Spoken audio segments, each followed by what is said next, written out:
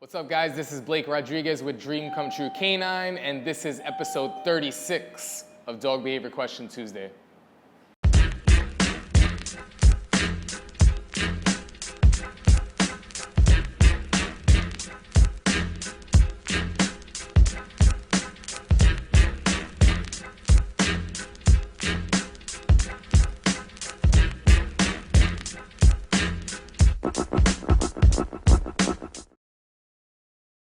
So this is episode 36. I've yet to read the questions. I'm not sure what we're going to go ahead and get into, but let's jump right into it.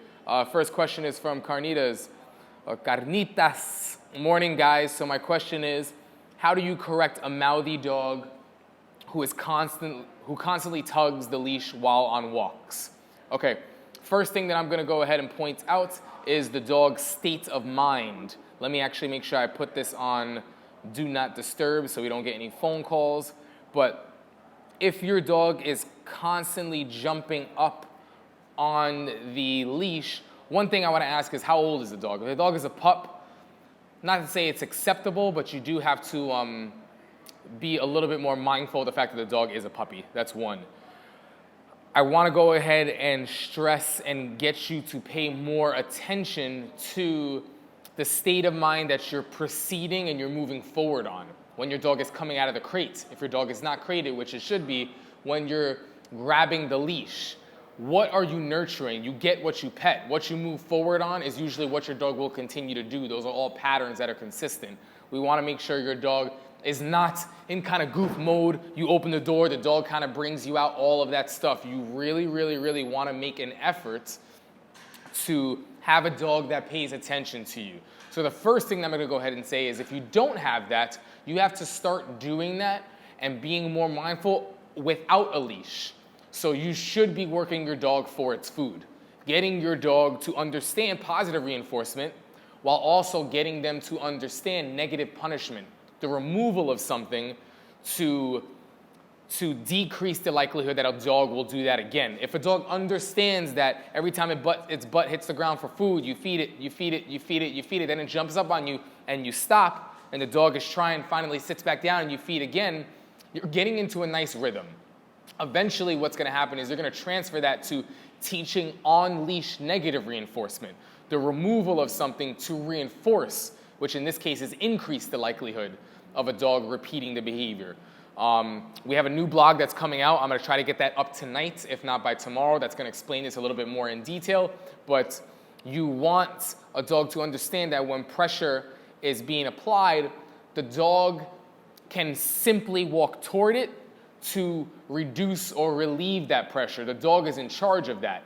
If a dog starts jumping up or kind of going crazy at it, that's a time to have good timing and actually kind of pull up and counter that. And kind of match a little bit of the leash until the dog relaxes, pressure kind of comes off. You have to have good timing, and it does require a dog to actually understand that their choices matter with what they get and don't get, but a lot of that has to do with working the dog for the food, teaching leash pressure. We have a video on YouTube that shows how we teach leash pressure.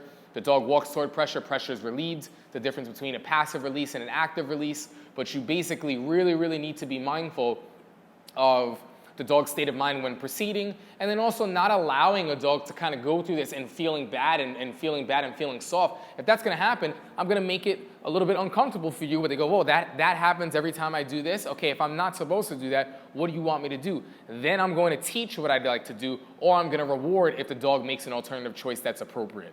It's really, really simple stuff, but you have to have good timing and you have to act. You can't allow a dog to go through those behaviors and expect them to figure it out without our guidance. So it needs a little bit more clear communication on your end, okay?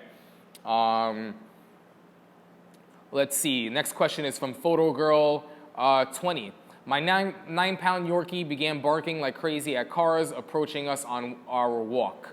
He lunges up on hind legs and goes nuts. This is a new behavior. I use a small Herm Sprenger collar, perhaps not properly in this instant. Okay, that's okay. Our walks are becoming very distressing. The leave it command has little effect. Similar behavior when our neighbor's 2 labs are in the yard. My Yorkie goes nuts, screaming, lunging. Lead him away from the fence and he is quiet. makes our walk stressful? What do you suggest? Okay, a couple things. The leave it command, I don't have a problem with the command itself. I have a problem with the way it's used. Leave it tends to be leave it until. Nope. Place. Good. Leave it tends to be leave it until. And down. The problem with that is if I had a friend that was a professional boxer or a professional fighter and we're on our way bar hopping and we go from one bar to another, on my way to the next bar, we're probably gonna pass people. My friend should know not to hit people from bar to bar. I shouldn't have to be the person that every single time we're about to approach, encounter, or walk, nope, Maxwell, place, encounter or walk by a human being, I shouldn't have to say leave it, or rather, don't hit him, don't hit him, don't hit him, don't hit him, because then what happens is I develop a friend who's a boxer that goes, he's saying don't hit him, I got you next time. Oh, don't hit him, okay, next time. And you have a dog that lives a life expecting to do it unless they hear leave it. It should be automatic, right? You have to, again, teach that state of mind. This is where we're also going to go into a little bit of flooding. You have to have a dog that knows leash pressure a little bit better. You have to have a dog that knows tap and turns, where a dog can tap or you can tap, walk the other way, and pressures relieve, and a dog knows how to respond. You have to get really clear with leash pressure. That is a essential, component or piece of the puzzle to what you're going to need to do. The next thing is going to be controlled flooding. Don't walk on the sidewalk that's right next to cars. Try to go in an area where you have a little bit of space. And then instead of doing, we've actually covered this, instead of doing north-south recalls, going toward the cars and then turning and going back, try to do either wide U-turns or very wide circles with a dog that understands leash pressure. One thing I realized I didn't do that I'm going to do really quickly, I'm going to introduce the pack here. Andrew? I'm going to go ahead and show who we have here. Is everybody in the frame? We have Julieta, the Bulldog. We have Muffin, the Sussex Spaniel. We got Maxwell, the mule, or the, I guess, is Eeyore a jackass, or what is he? He's a donkey, right? The donkey, Maxwell the donkey. We have Vicente, the Bulldog, Copper Whopper. We have Ruby Rubes, Lucy Lou, Samson, Dizzy. Over here we have Winter the puppy, Heidi the puppy, Soko, and I think that is everybody. We also have, did I forget Diz? I thought I said Diz. Oh, right, and there's Diz the Wolfman also.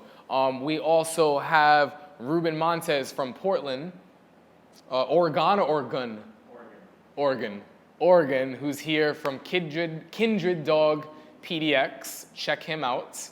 See him over there in the reflection. Then we have Andrew on the cameraman, or Andrew on the camera. So that's really important. You need to be a little bit clearer with your leash pressure on there. And then this flooding, you want to get to an area where cars aren't coming like one car is not coming every 2 minutes or something. You're in an area where it's fairly consistent and you have space and proximity to work with.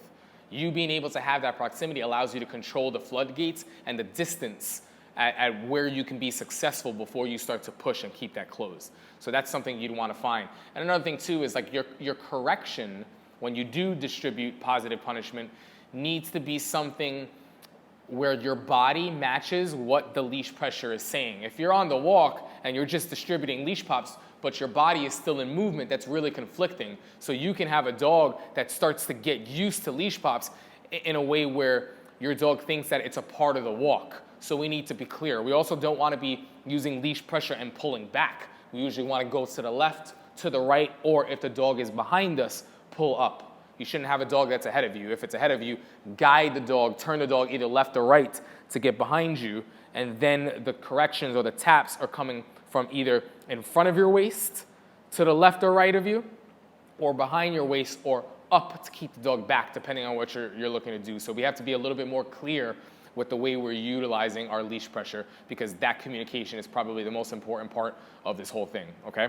Hopefully that helps. Give that a shot. Check out our YouTube video where I worked with a fear-aggressive dog here and taught him that leash pressure, because it's going to allow you to see a couple things that also ties into the hips and where you want a dog facing when you're using leash pressure. You don't want that dog to get past your leg and have their hips kind of facing off toward the distraction. You have to have better timing and catch it before that happens. And it starts with the head, which technically starts with the nose, before the shoulders, before the hips go this way while your leash pressure is going this way. So all that stuff is very, very important, okay? Next question is from Angela Bella Acupuncture. First off, if that's acupuncture for your dogs, message me personally because I'm interested in learning a little bit more about that. And I'm sure I could use some acupuncture for myself as well. But hi there. We recently moved from a house to a first floor apartment. We have a beagle. If the neighbors make certain types of noises upstairs, they also have a dog. Our dog freaks out. She's clearly scared, and nothing we do calms her down. We just have to wait it out. It can be late at night, and she just keeps us awake. Is there anything we can do to prevent her from freaking out or calm her when she's scared? Yeah, there's a couple things that we have to do. First off, it's one thing if you're scared or you're nervous. You can't really correct a dog for being scared or nervous, but what you can do is you can teach a dog what to do when they're scared or nervous. So that starts with practicing these things away from the sounds, so a dog knows how to do it. Could be something like place, could be something like recall, could be something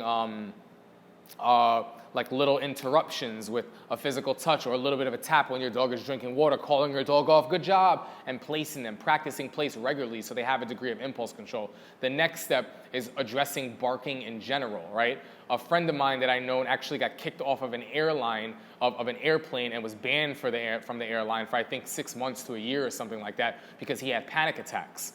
When he had these panic attacks, it looked like he was just trying to fight people. People didn't know it was an actual panic attack. So in this day and age where you have like terrorist attacks and terrorist threats and people are paranoid about that stuff, when someone's throwing a fit, you got to kick them off an airline. You don't know what's going on. That's dangerous. So the correction is you're banned from the airline, but he needed to go to a doctor or a therapist to teach him. And that therapist couldn't say, don't be afraid. But what they did was they told him a better way to cope. If you're going to be afraid, at least learn to deal with it like this. Learn how to control your breathing. Learn how to count and learn how to pace and learn to deal with this. Learn to deal with it this way. I'm not sure if he flies that airline anymore, but he flies for work regularly. And I don't think he's gotten over his fear fully, but he's much more relaxed and he flies regularly for work because he learned how to deal with it. He was afraid. If you're afraid, this is how you act when you're afraid. If you're afraid, you cannot act this way. So having said that, I would consider a bark collar, particularly one that is not citronella, one that can be controlled with different levels, and teach your dog how to, get your dog acclimated to that bark level by finding levels that are just very mild and minute, and over 12 to 24 hours, little by little bumping that up. They feel something from when they bark. When they relax, it's nothing. They feel something from when they bark. When they relax, it's nothing. And what happens is you can now get a dog who, if they're afraid, at least is not going crazy. And usually, when a dog is barking, it escalates. When a dog's allowed to pace, it escalates. So if we can control physical behavior and have a dog hold a place, and now we can interrupt for barking. I can't bark and I can't pace. Man, I'm still afraid. What do I do? What happens if I just lay down here? Oh man, actually, this isn't that bad. This doesn't feel, you know what? I think I'd rather do this if I'm afraid. So we can help to teach a dog a better alternative choice when they're nervous and eventually help them get over their fear that way. So the bark collars that we use, we've done periscopes. We also have a YouTube video on this. So definitely subscribe, guys. I keep going back to these YouTube videos. It's a good reason, a lot of free information on there. I think we have like 300 videos on there right now. But what you're doing basically is we use a Garmin Bark Limiter Deluxe. And little by little, that helps a dog with the noise. And we also teach a place and impulse control. So a dog basically that takes flight and is a little bit crazy, we want to shut down. A dog that is really shut down, we want to teach them how to move again. A dog that takes flight, we want to shut down until they're a little bit more relaxed and then teach them how to function, right? So there's different processes or steps in the process, but right now it looks like you need to stop the barking and you most likely need to physically stop a dog. So shut that down. Teaching place is a nice way to do that, okay? Next question is, got backed out here. Let's see where we are.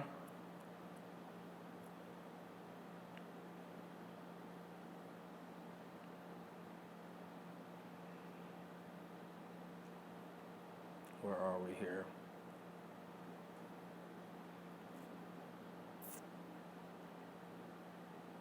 Okay, beautiful, I think.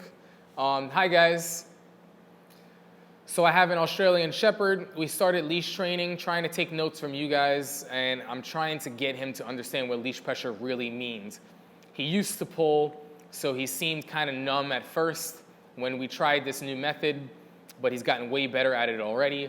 My problem here is that he often has his ears forward and he doesn't seem relaxed and slowly starting to walk past me. So I end up having the leash behind him and not in front of him. Okay, well, first off, you're aware of that, so that's pretty awesome. If I try calling his name, stop, or try to switch direction, he ignores me, often sits down, but still doesn't notice me. He's really interested in cats, which is one of the reasons why he ignores me. He's always on the lookout for them. Should I include treats? Also, sorry for my bad English. I'm from Finland. First off, your English is perfect. It's probably better than mine. In all honesty, it's very, very true. So what I'm going to go ahead and do, let's kind of get into this a little bit more. You're aware of the leash pressure needing to be ahead of the dog to guide. Very, very important. I kind of addressed this in the first question, so go back and then come back to this. But after you're back here, a couple things that you need to know. The way that you start with a state of mind is very, very important. It's much, much easier to have an effective correction if your correction can actually interrupt a dog from falling into a certain state of mind. If you're correcting, but your dog was never in a good place from the start, it's really, really hard because you're trying to fix something that was never in a good place to begin with. So you want to try and start in a good place, and that starts in the house, right? The next thing is the maintenance. That way when you correct, you can say stop doing or going into what you're about to go into and go back to doing what you were doing. So there's different levels of corrections. Another thing is when your dog is up ahead, sometimes a little bit of a pop to get a dog's attention, soft guidance to bring them back nice and easy, and then a pop to keep them there where, can you follow me here? Where your leash pressure at this point can be something that matches your body the same way if a dog was breaking off a place, I can spatial pressure a dog back on or guide them back on and then shut my spatial pressure off. What you have now is a dog that you have to slow the walk down. You're really creating this. And then getting your dog to almost follow your left leg. So if I come over here, I can pull you into a sit. If I go and I do this and you're, nope, boom, and I'm guiding you back. Now I can guide you this way, and if I'm walking, if you're up ahead here, I don't wait till you get here. I keep you here, and my leash pressure can go back, or my leash pressure can turn you kind of this way. You want to make sure your angle is always able to turn the dog's nose. If the dog is getting ahead of you, that's incredibly difficult. So that's something you have to work on. You want to start off in the right state of mind, and then you do whatever you can in your power to maintain that. Remote collar training will help also, especially if you have a really, really strong, stubborn dog or a dog that's kind of just learning leash pressure. You can kind of distribute information so that you're not as harsh on a leash and you have a little bit of remote so you can kind of pair them nicely. Or if you're not using a remote, find a little bit of touch with leash so you don't have to be so hard on prong. Distributing the information is kind of nice. Anything you want to add to that? You, sir? No? Does that make sense? Okay. Sometimes in my mind it makes sense, but I'm like, oh, did that really translate the same way? So that's really, really important. Yeah, you really have to get your dog focused. The other question that you have here was, should you use treats? If your dog's already in a heightened state, I personally wouldn't use food or treats on a walk. Usually treats or food creates more arousal, and it can redirect the dog, but you're redirecting a dog in the same aroused state, and the arousal is more of the problem, not redirecting off of this. I don't want to redirect you off of a cat so that you pay attention to me like this. I want you to learn how to calmly focus on me and listen. So if you're doing some work with food outside that represents calm, it's possible that you can do that, but usually it's just going to get you more tied up. So maybe for me, it's very, very rare that I'm using food on the walk unless I'm working with physical positioning for like a puppy or something like that. And your English is great. K-Fox, 13, 16. My 8-year-old pit mix Buster has always been very mild-mannered. However, within the last year and a half, he's starting to become food aggressive with our other dog. He is reactive to other dogs approaching him and has terrible noise-related anxiety, trembling, pacing, panting, peeing. I can't think of what would trigger all these changes. The only thing that sticks out in my mind is that my dog was attacked by 2 other dogs around the time his behavior issues started. He wasn't present when it happened, but she's definitely the alpha and in declining health. Could it somehow have affected him directly? Let me read that last portion.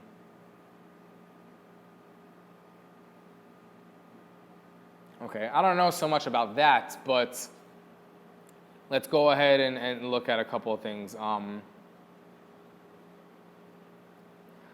It's becoming food aggressive. You have to look at 2 things. One, is he becoming food aggressive because he's a flat-out jerk and the other dog is rude? And like he's put up with it, and finally this other dog is getting older and kind of in his face, and no one else is advocating or correcting, so the responsibilities are on him to kind of teach his dog a lesson, and that dog doesn't understand kind of corrections, and now he has to go stronger, and it's turning into kind of these fights because we're not there to kind of do that for him. Or is your other dog really, really soft and polite and just walks by and your dog starts guarding? If it's the first one, then you really need to work on the other dog, learning to be polite and not interrupt in the food. But still, you have to teach the dog that's eating the food not to really guard. There's no need for that. So we teach recalls away from food bowl, where we give something of higher value. And then we also teach an out command, where I spatial pressure walk into you and back you up. And then I give you food for you seeing me. That second part can't be done unless you have a solid recall in general. Then you take that solid recall to recalling off of food, and the dog has already a really nice concept and understanding of spatial pressure. Now I can spatial pressure out with the leash or with the friend that has the leash, and I can really do that. It also helps to remote collar train your dog when doing this.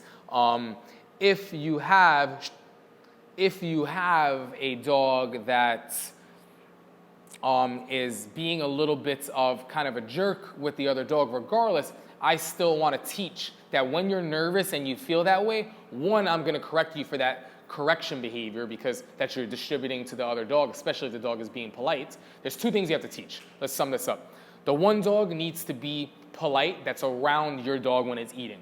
Once we know we have that, that's not so much of an issue, but we need to address the dog that's being possessive. The dog that's being possessive needs to get corrected for acting that way in a way that gets them to think, man, maybe I don't want to do that again, and gets them nervous. I know this is weird to hear, but it gets them nervous, and it gets them in this, well, that's how I handle this situation. If I can't do that, and you've made it clear, this is the thing, you got to make it clear that that's not an option, so you do what you must. In that situation, well, if I'm not supposed to do that, what am I supposed to do?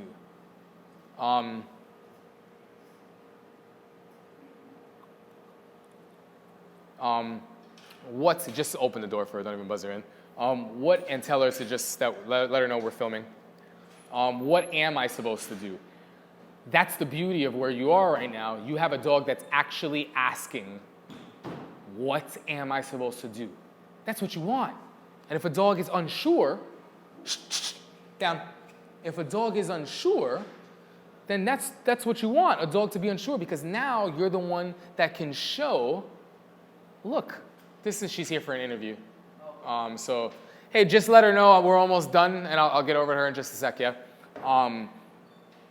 Now you're in a position to show, I'd rather you do this. If a dog is nervous, first off, plan A should be, I'm not letting a dog get really around you in a way that's going to affect you. But dogs should be able to kind of walk around you, right? So plan A is I'm going to advocate. I'm going to make sure you're not in a position where you really have to give a correction. Then I'm going to make it known that it's not allowed, period. Then what I'm going to do is I'm going to show you what you can do. You can walk away. And I'm going to condition that through tap-in turns or through recalls where I distribute higher value food for that choice, really, really good. And then eventually, usually what we do is we do an exercise called feed the chickens.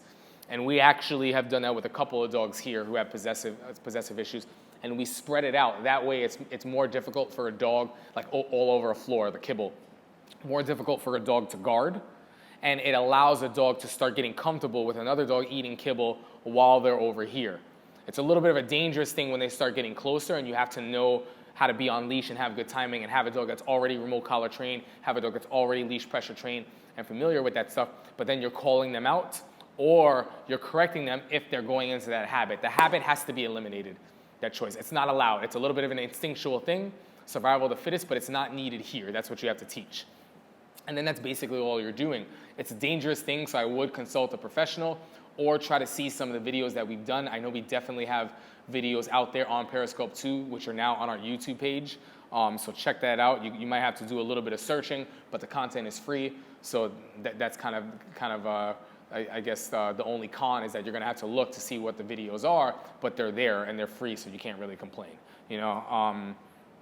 So check that out. And then any owner that is saying like my dog is the alpha, that's the bananas thing right there. It's like, yeah, some dogs teach a little bit more than others, but like, don't put your dog in a position where it has so much responsibility. If anything, if it's a good helper dog, like my dog Soko is a good helper dog, he's the officer or the deputy. I'm the sheriff, right?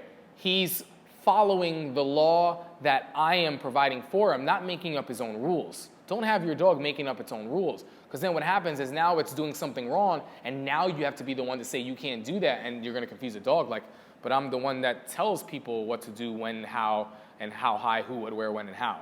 So you don't want to confuse your dog. Make sure you're the sheriff, and if anything, your dog is the officer, okay? Let's see what else we have here. Looks like we have 3 more questions here, almost done.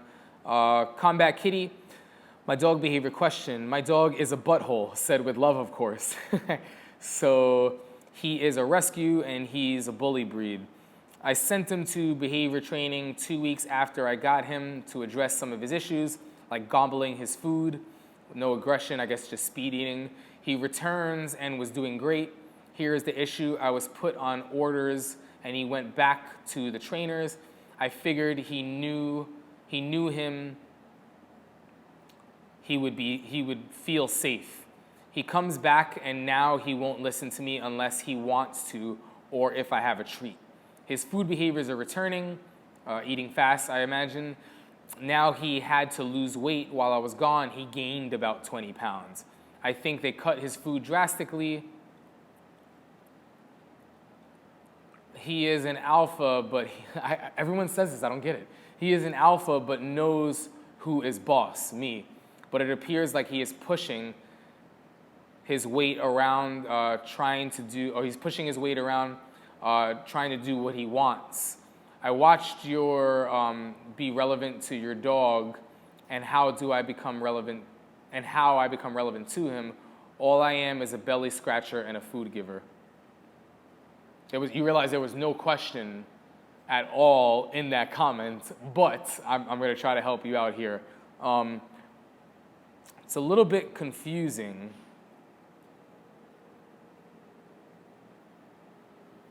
Let me kind of really, really go through this here.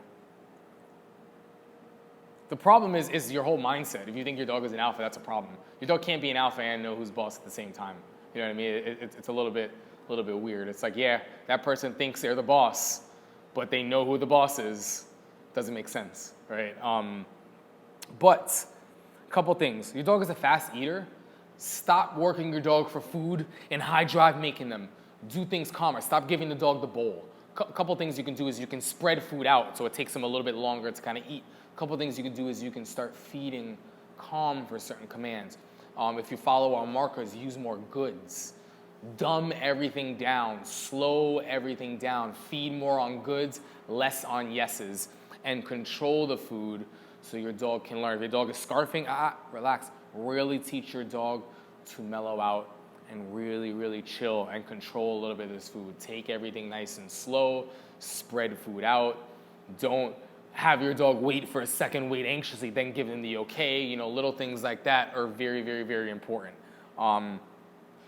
It's a tough one. I'm willing to bet that your dog is just too pushy and you're not really addressing that, and that's a huge issue. You have to start addressing that pushiness that you're talking about, getting your dog to focus more on you, and then realizing you get what you pet, or in this case, the food. You get this for a certain way that you're acting. If they want the food, teach them how to act for the food. Slow things down. And when food comes out, slow everything down. Take your time, breathe. There's a lot of anxious kind of movements probably in yourself and your dog and pushiness that's kind of happening. Things need to be slowed down. I don't know how to say it any other way. Take your time, relax, make time if you know it's gonna take time. You know what I mean? Very important. Don't start something that you know you gotta finish this up in like 10 minutes. Start something an hour prior so that you can really space things out and slow things down, okay? Does that make sense? Anything you wanna add to that? No? Okay. Yeah, less excitement for food. Carter's mom. Hi, just so you know, I made an account just so I could ask questions. Love it, thank you.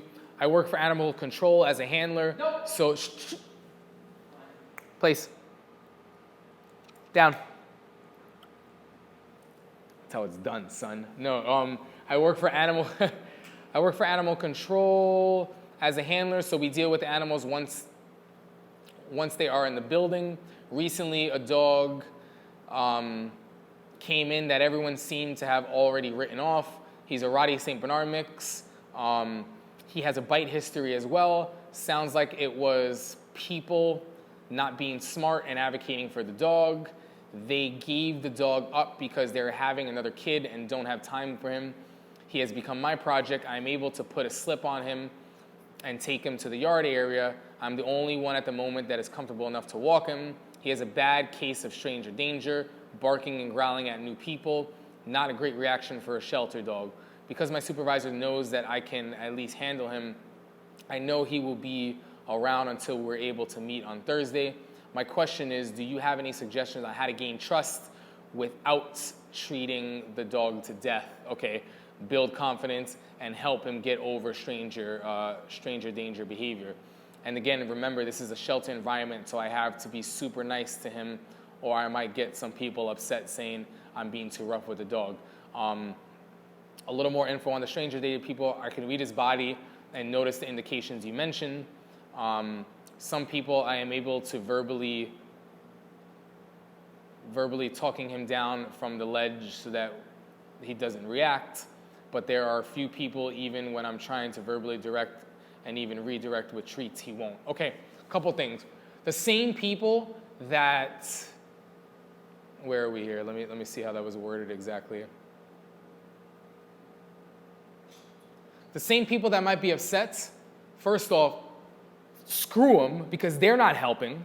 Like, you know what I mean? And have them watch this. What are you doing? You're going to be upset about stuff unless you're helping? You kind of have no right or no say in anything, all right? And I sucks to kind of say that. Now, I'm not advocating that this person be ridiculously harsh and rude, but they have no say because they're not helping and they can't even get a slip lead on the dog. So middle fingers to them. And I'm sorry to kind of have to like say it that way, but it's ridiculous, right? That's one. Two, you actually don't have to be that harsh. So a couple things. I would say the only way the dog eats is from people. That doesn't mean that it's going to take food from strangers, but it's going to take food from you. Eliminate the food bowl, right? Yeah, not treats, kibble, right? That's number one. That's very, very important. If you can't be there all the time because you're there, I don't know, let's say you're not there 5 days a week, you're there 2 days a week, then someone else, the only way the dog eats is from people. It doesn't have to be taken from the hand, but it can be a little toss so they're starting to get associated with food. Food does not get distributed or administered, I guess same word, right, to the dog any other way. There's no food bowl. Dog doesn't want to eat that way, that's fine, then that's the dog's choice. But twice a day, you're going to give that dog food. You're going to try, even if it's tossing a couple kibble. If you're eating, great. If you toss a couple kibble and the dog's not eating, don't toss the rest of the kibble. That's not the way it works, right? So get the dog into that rhythm. The next step is having someone on leash pressure or a dog that's somewhat familiar with leash pressure. We call this Plan B.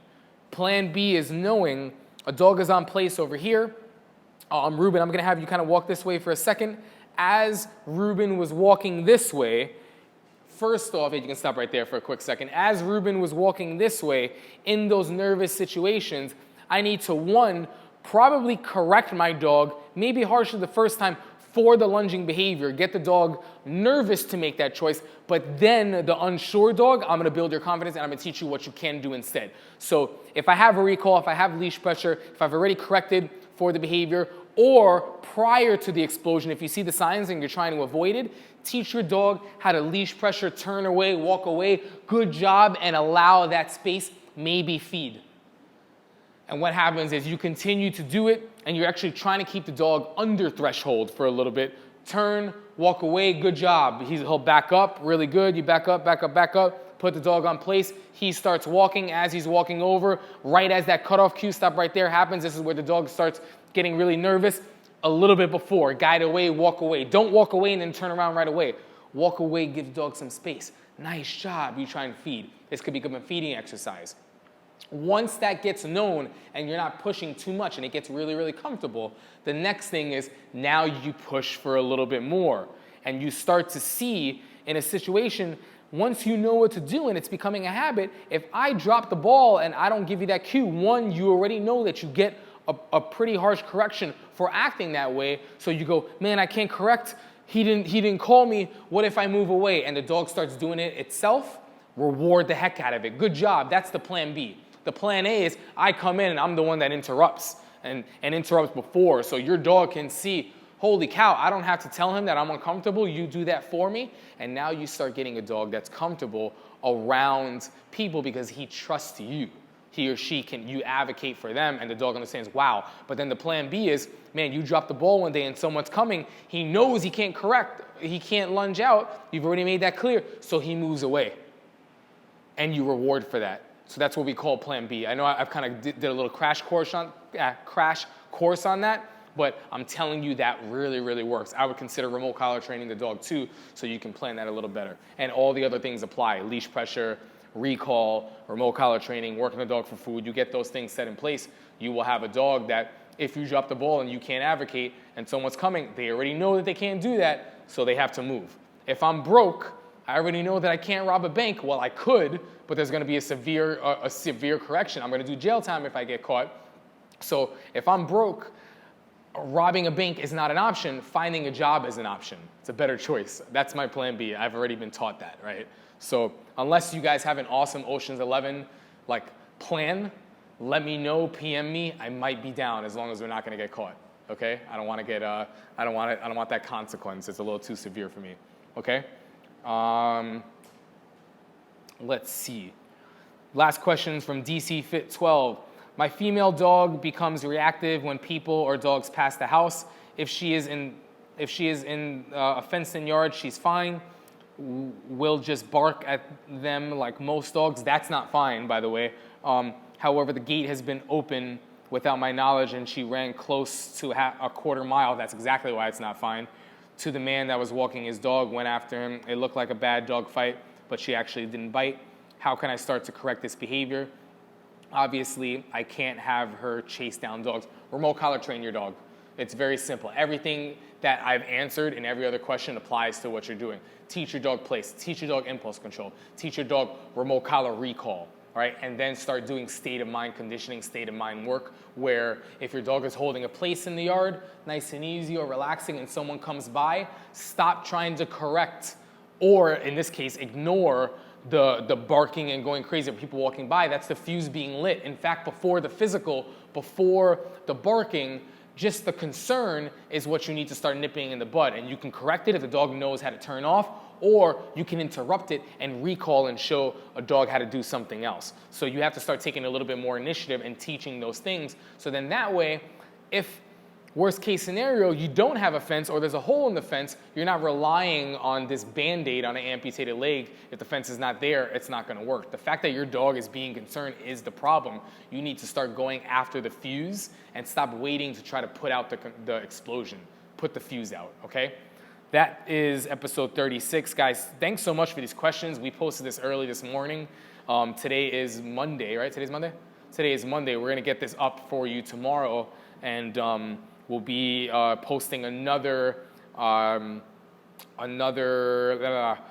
ask your dog behavior question post here, usually on any time between Friday and Sunday. We posted this one today, but you'll be able to get your answers question for episode 37. Guys, thanks so much. I'll see you guys next week.